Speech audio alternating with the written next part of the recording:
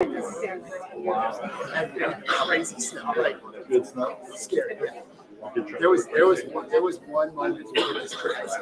It's amazing how people technology. You guys ready for showing This big icy patch in the car. I just took my hands off the wheel, just sit down and stabilized, and kept going. We have an S in it. Patrick, Yes. Thomas from Dubai. Oh, hey, How are you going? Three is the original So, So I'm not sure, maybe a internet connection or something. And it's my Yes. Yeah. No, it's the long range one.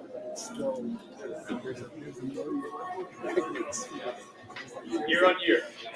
Go to your channel. All right.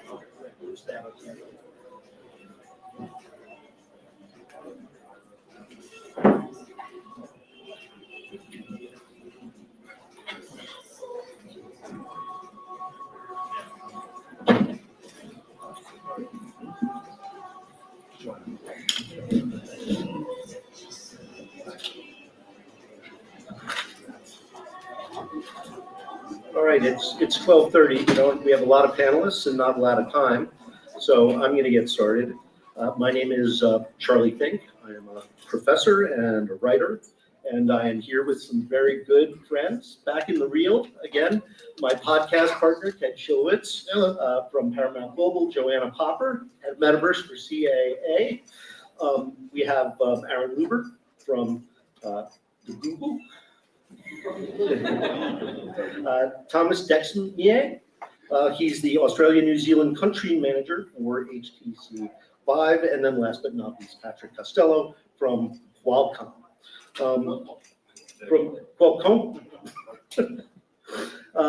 So here we are again.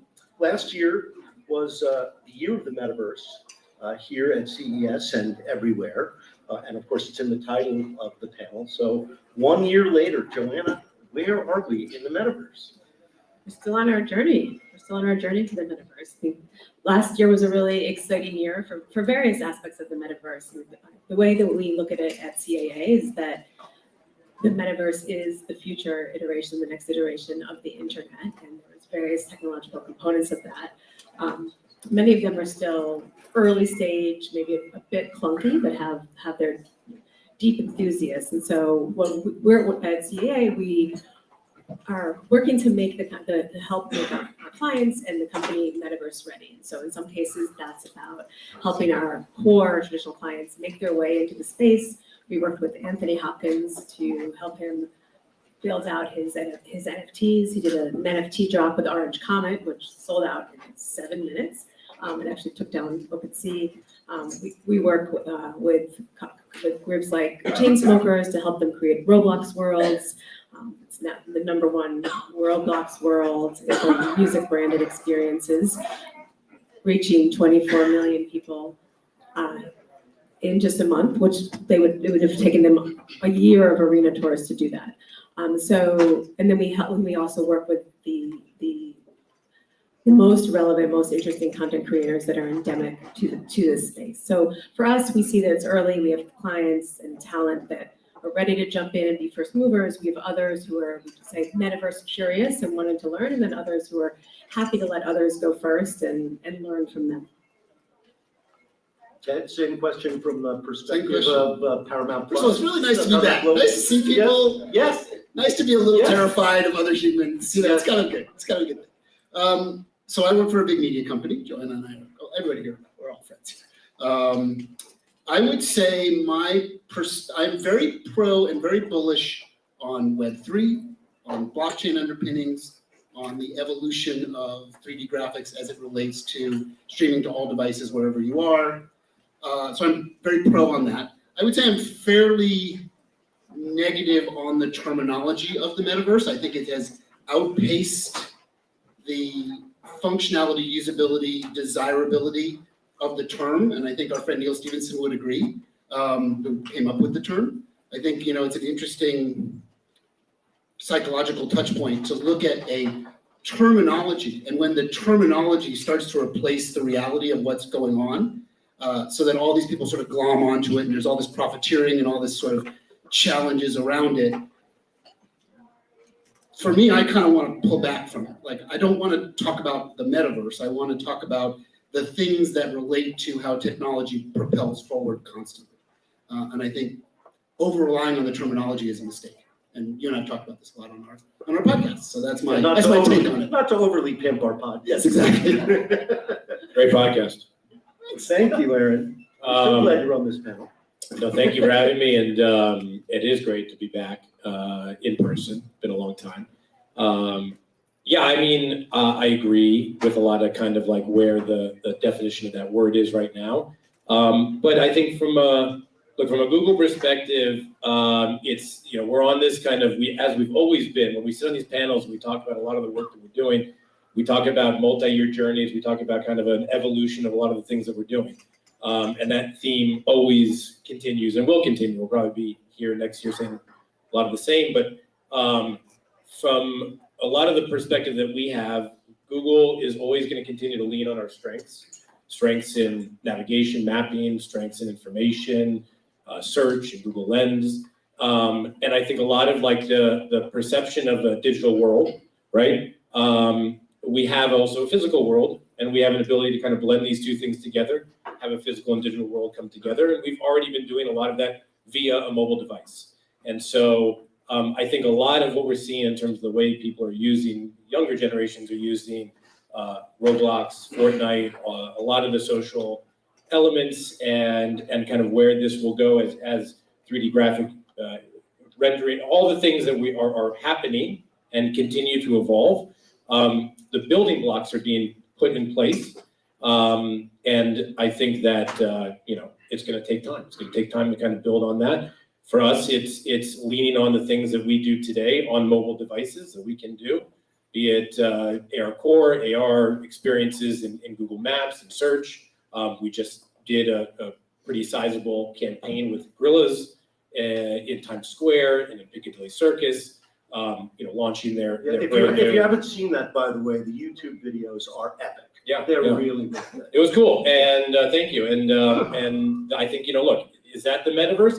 You know, who knows? But like, it's the blend of a digital representation on top of a physical world where people are coming together to experience together and see something, you know, in their space. So it's a lot of ways you define it, a lot of ways that this is continuing to evolve, and I think it's about building blocks and putting those pieces in play.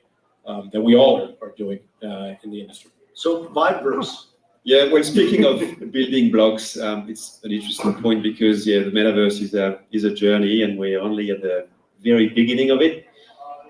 It's very complex and certainly more complex than what people can actually think. So we've actually taken an approach whereby we try to break it down into three main areas. The first one is content creation, and we've done a whole bunch of things over the past few months. A good example would be our Mars Camtrack that allows content creators to produce good quality content at a cost that's fairly affordable compared to the other tools that they've got access to right now. Content creation is one, but then you've got your content distribution. So what's the actual relationship between the content and network connectivity? And you know that at HTC Vive, we are HTC, so we've got a very strong legacy in mobility, 3G, 4G, and now 5G. So producing and giving these content creators a way to distribute their content over 5G with a product called the G-Range, which is it's a portable private 5G solution that not only enables the low latency and super high bandwidth of 5G, but takes a different spin to all the rendering and all the, as you said, you know, it's the blend between the digital and the physical world, relies on CPUs and a whole lot of heavy lifting that is required at the endpoint, which is a VR headset or tablet or, you know, whatever you want it to be. So shifting that heavy lifting and processing power to the cloud through, you know, remote rendering and edge compute. And obviously the third point, which people usually associate the metaverse with, as far as we're concerned, and that's VR headset. It doesn't have to be a VR headset. We think that it has to be, for it to work and succeed, it has to work across platforms. So from a 2D screen for people that would be on the commute, all the way through to the most sophisticated VR and XR headsets, and you'll find out a bit more about what HTC Vive is cooking in that space in the next few hours. So it's a huge beast. Breaking it down into 3 main silos is the approach that we took. But obviously, it wouldn't be possible without the work that we're doing with Qualcomm and what. But funny, everybody says that. Yeah, well, that's what they hear. It's true. It's funny because at some point last year, I don't remember exactly when, but it went from cool to using the word metaverse to then suddenly like it was kind of like a jump the shark and suddenly uncool to use the word metaverse. So my point of view is that it's just a convenient word, umbrella word that we can use to all talk about the same thing. We talked about the building blocks. So if we're talking about connectivity or 3D real-time rendering, or devices or the infrastructure or interoperability or open standards. This is all the inevitable sort of march to this next evolution of where we're going called the metaverse. So I will continue to unapologetically use the word metaverse if that's okay. So for Qualcomm, being an enabler in the space, we're going to continue to invest in how we invest and how we enable the market. And that's really through our silicon solutions and our software solutions. So last November, we announced what we call the AR2 Gen 1 chipset. This is a bespoke piece of silicon specifically for AR glasses. It's running on a 4 nanometer process node. It's like 50% more power efficient than our previous generation chipset.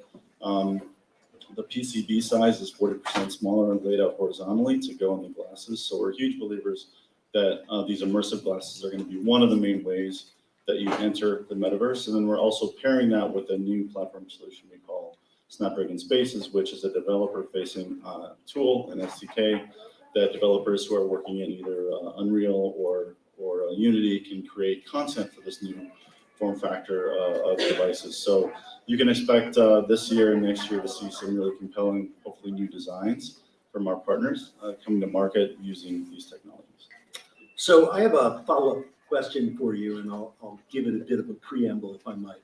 In October of 2021, Meta made this momentous announcement. They changed their name from Facebook to Meta, thereby appropriating the metaverse, which is part of the problem with that word, I think. And it's come to be used interchangeably, perhaps incorrectly, with Web3, because people, as a friend of mine at Microsoft said, don't like saying Meta all the time.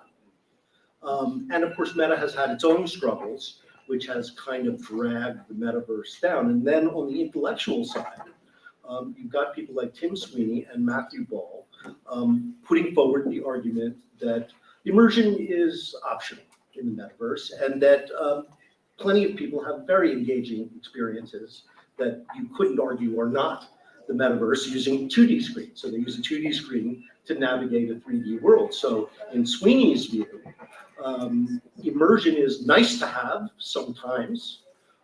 So I bring the question back to you, Patrick. How important is XR to the metaverse? I mean, our view is it is extremely important to be a fundamental pillar. Of course, it's not the only way, I think, that you're gonna enjoy the metaverse, but we've stood up an entire division specifically focused on enabling this new category of devices. So we really believe that being fully immersed in these new experiences are going to be, especially when for example, if you're putting glasses on, right, and you're interacting with the world in a way that is going to be seamless between your digital and physical space. That's going to bring a whole different level of presence and experience for the user. So again, just one way to enter it, but extremely critical, we think. I'll add something to that as it relates to what you guys did with the gorillas. So that was literally like right outside the front of our office at Times Square. So a lot of people that work for MTV and stuff went to it and they said, it was awesome, but, right? And the awesome but part is probably this journey that you and I and all of us have had for, let's call it 15-ish years now, sort of this yearning of getting more screen real estate, right? We're always looking at it, and this audience is a good example. There's people using it through this little sort of portal, this magic window that's 5-6 inches. And when you see something as amazing as giant gorillas on top of buildings in Times Square, it's kind of cool. You're holding it up, but you have this internal yearning for the what if, the when I can get it on my face in the right use case, in the right dynamic, it will truly be magical. It won't be just sort of semi-magical. And that's kind of what I think CES is kind of all about, right? Is like, can we get there? When will we get there? How much will Qualcomm help us get there? By the way, the new chip is a full-on miracle. How small it is and what you can do with it from a form factor size, the next 3 to 5 years, I think, are going to show that maybe it is possible to be able to do these entertaining, informational experiences, social experiences, connected experiences that are truly mind-blowing. Not just like, yeah, it's mind-blowing-ish, but I'm still trapped, right? I want to untrap ourselves. And I think HTC comes into that, we all come into that. So I don't know if you agree, disagree, because you have a business in today's thing, right? But you also can extrapolate to the future and sort of dream that maybe someday we'll get past the The phone. business is the talent, right? Right. The talent will operate across various Yeah, screens. you gotta do it where people have devices, right? And Where we all have new devices from the future, but not everybody. Right, I mean, it's a combination of the reach of the devices of today and continuing to push the innovative storytelling into the devices of what may be today for us, but becomes We can all the hope, future. right? We can all hope and keep pushing pressure on it. Yeah, it's a combination of that. We want to be able to scale to as many people as we can right now, and the phone allows us to have a lot of that experience exist in that form factor right now. But of course, there's a vision for what that will do for other form factors into the future, but it requires the right silicon. It requires 3D rendering in the cloud, stuff that Google Cloud is doing, GCP is doing.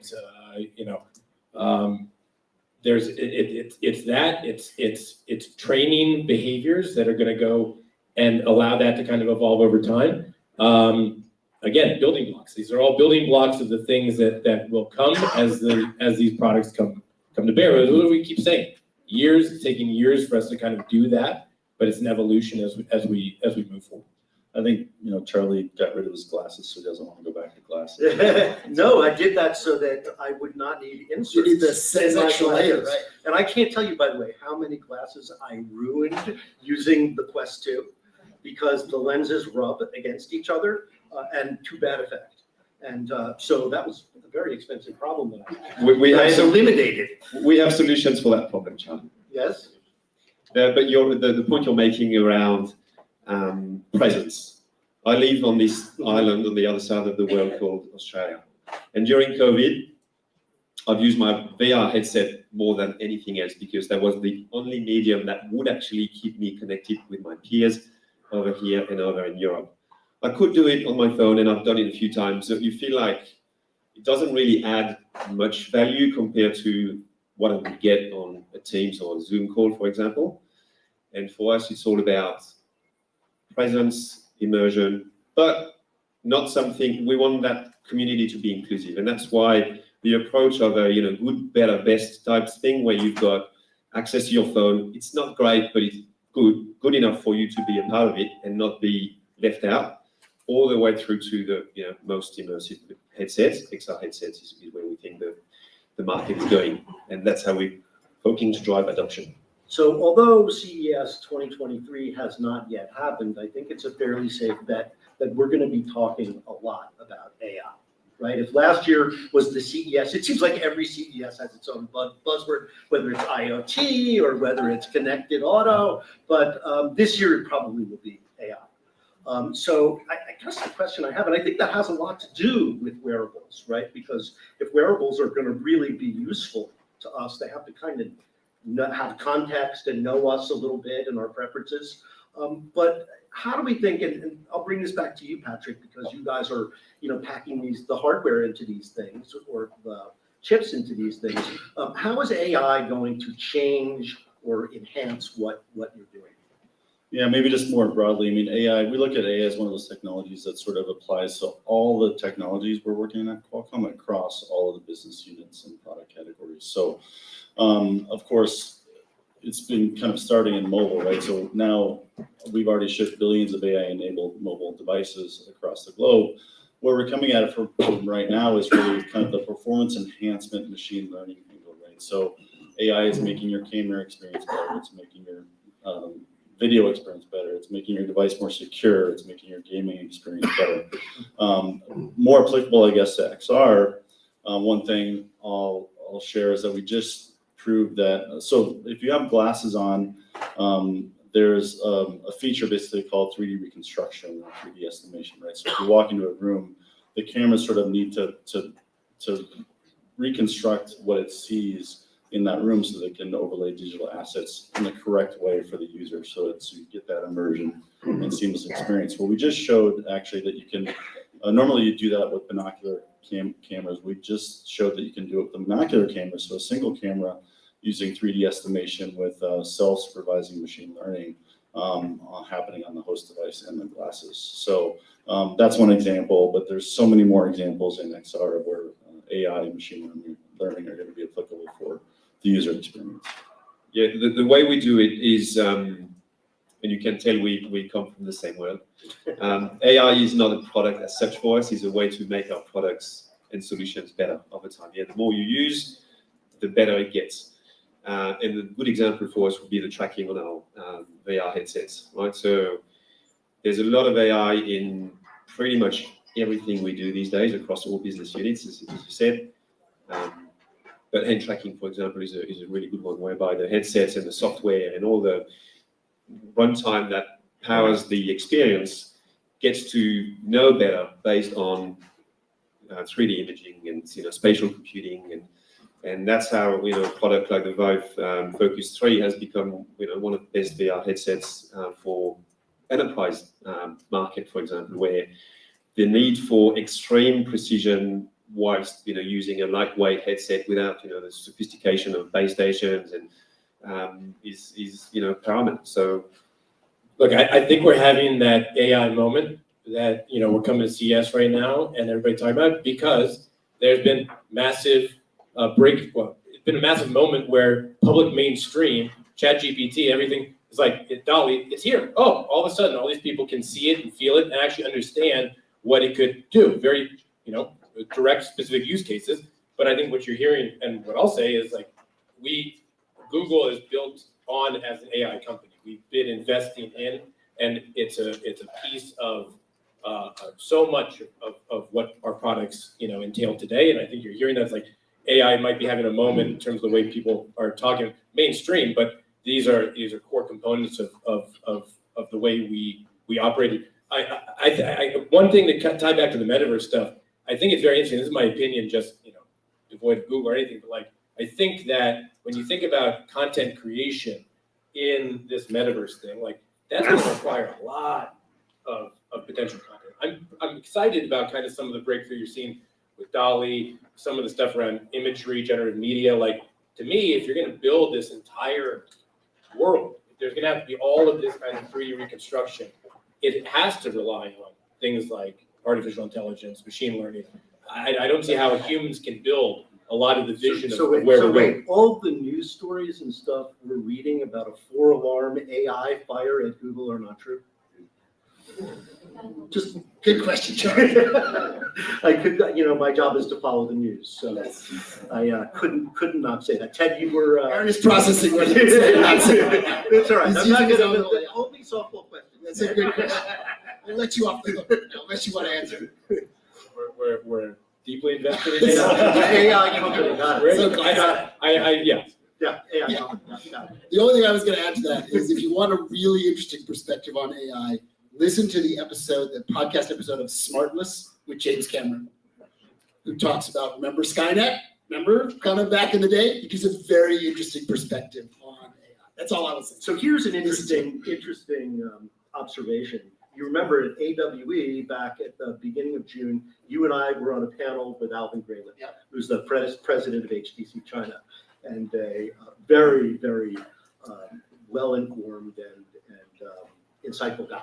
So he and I had an argument, which I think I have ended up on the losing end of, because he said that he thought AI would be responsible for building or assisting in the building of most of the spaces in the metaverse. And of course I said, artists and humans will never be disintermediated. But am I wrong? You're not 100% wrong. You have a let's go to the talent person. Go to the talent person. Yeah, I wanted to answer both of the last two questions. So I see that AI will have at least 4 really important impacts in the space. So one in the overall entertainment space, it's already been heavily used with things like personalization recommendations. So all of us enjoy that every day for what we watch and what gets served to us and what helps make things popular as well. So that's already happening. To building on and agreeing with Aaron's point and Alvin's point from AWE, the metaverse is vast and it absolutely will be built by world builders and game developers, and they'll be assisted by and collaborating with AI because of the vastness of it. So that's the second point. 3, in terms of production tools, AI is incredibly useful. We just made an announcement over the break, and there's a whole sort of breakdown on why we're excited about this technology and how we're seeing this space.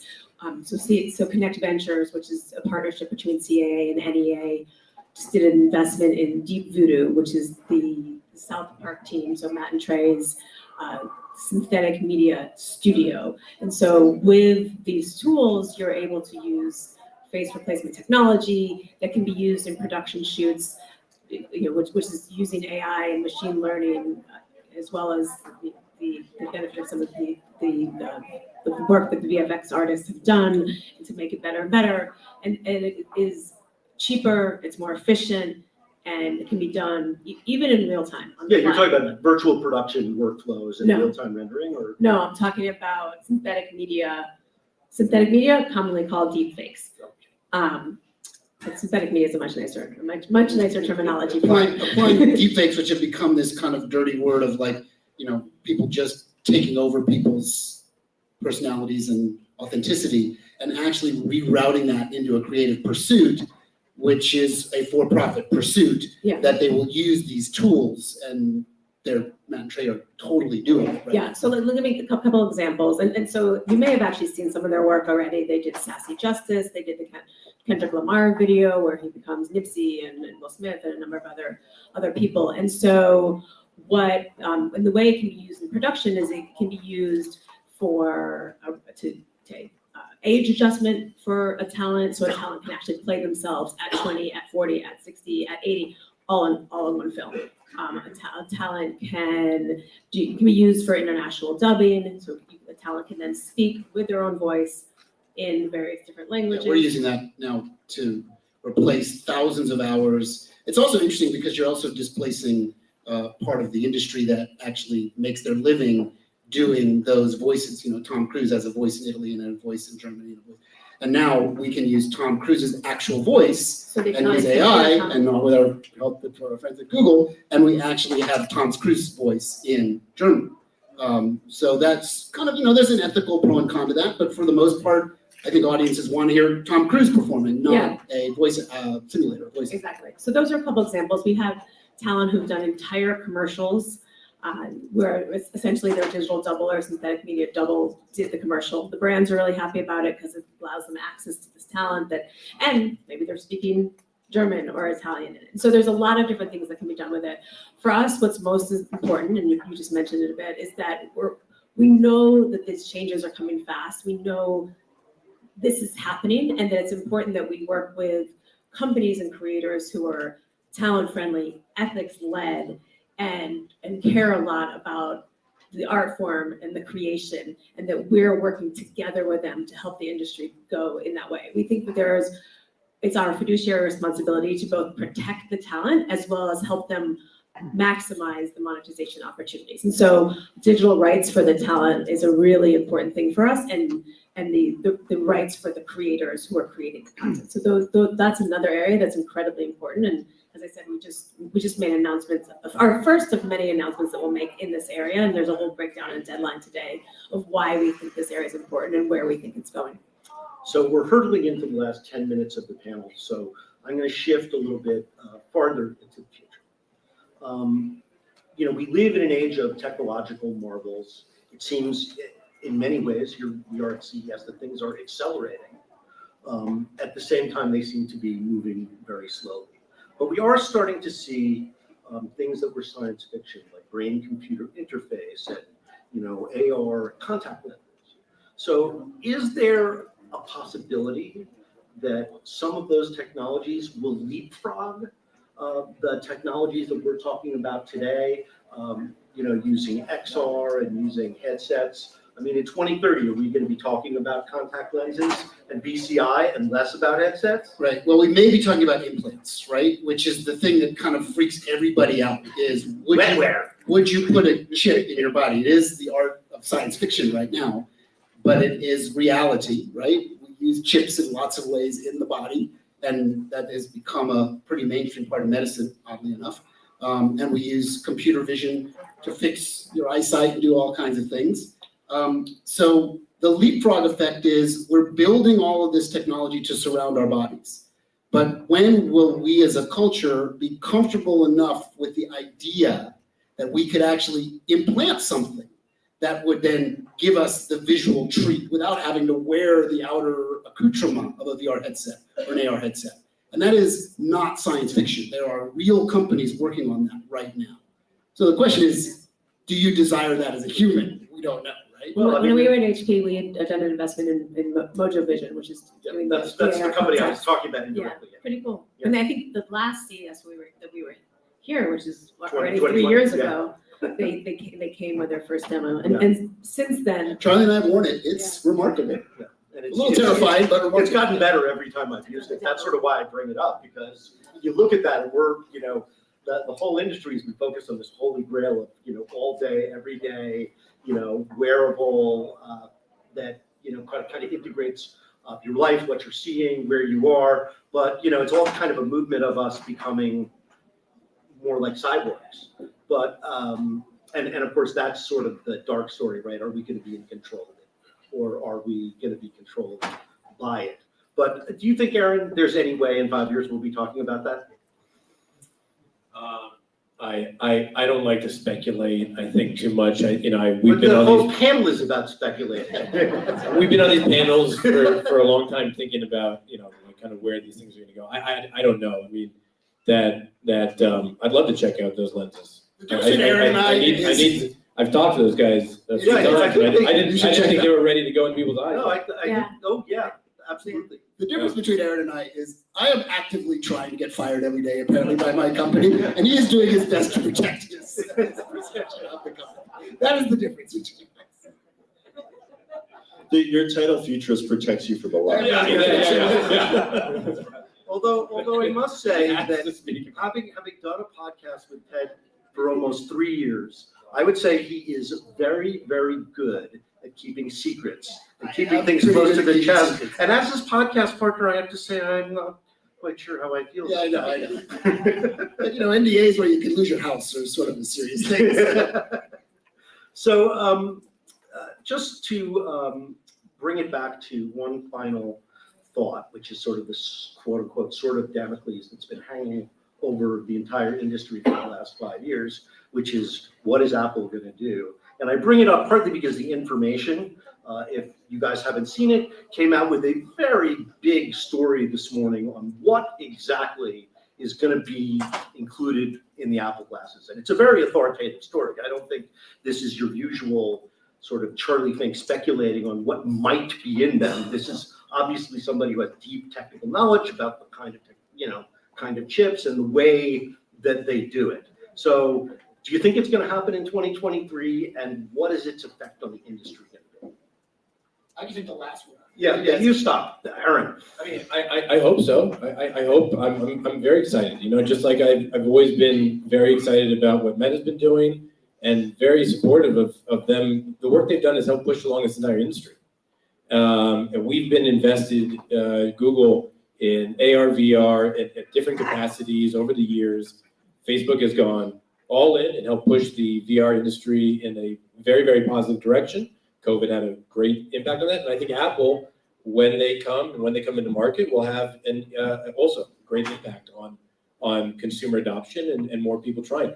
I'm excited to see what's going to happen. We beat on Meta a lot on the podcast, and they do a lot of things that encourage that. But I would also say, were it not for its acquisition of Oculus and its overcommitment in many ways to XR, we would all not be sitting here having this I don't conversation. leave out HTC as well. Yeah, also absolutely.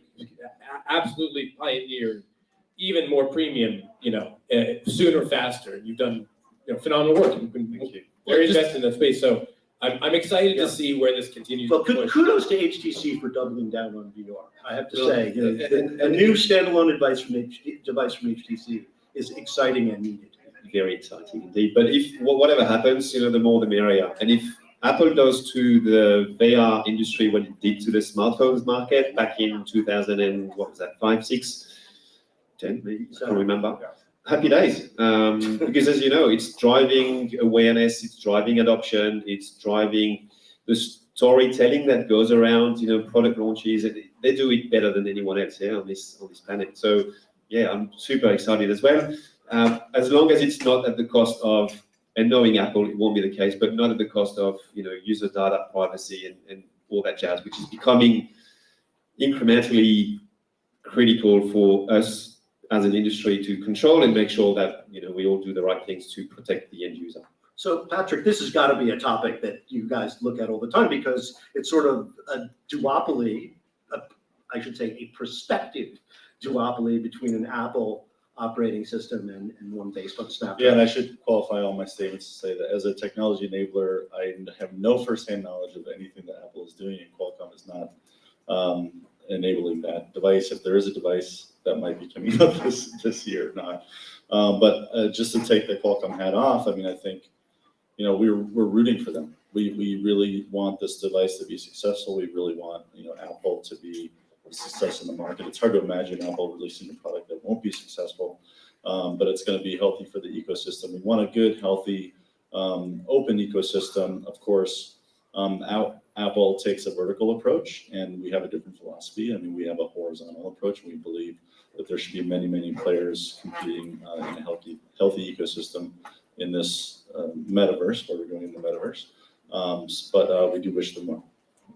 It's a hard industry, right? So the more players that are in there investing their billions of dollars, having with the very, very smart engineers and product people and marketing people working to bring it forward, it can only help the overall industry, and in the end can help the consumer to have amazing experiences, the kind that that we've all had and that we all dream that the rest of the world that get to touch the rest of the world. So here's my perspective on this. As Charlie knows, and some of you here know, certainly all, I'm a fairly intimate relationship with Apple. So let's leave that aside. Nothing I'm going to tell you is what I know or don't know or have any idea what may or may not be happening. But what I will give you a perspective of, which I think is valuable, is Apple knows how to wait better than any company on planet Earth.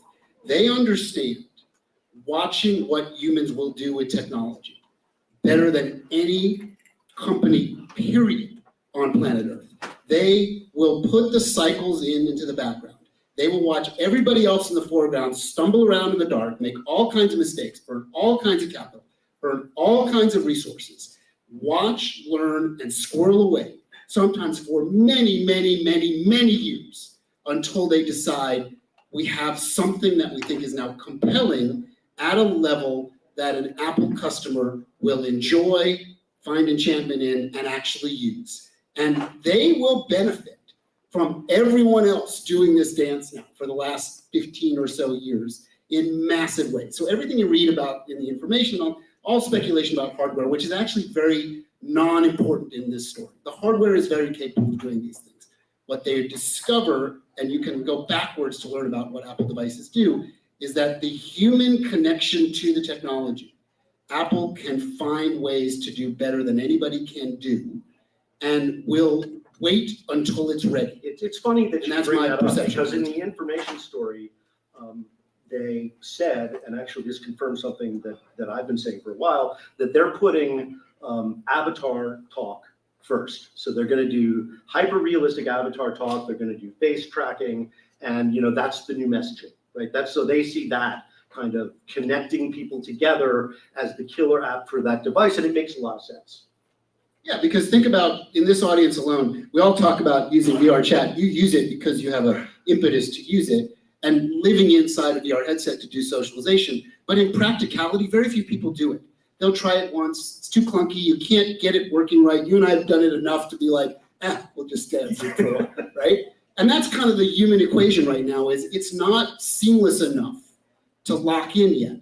What Apple will do is wait and put many, many cycles until they find the right lock-in point and then go ahead and put it out to the world, which I think is interesting. I think that's probably a correct assessment. Well, that's all the time we have. Thank you to the panelists. Thank you all for listening, and have a great CES. Thank you.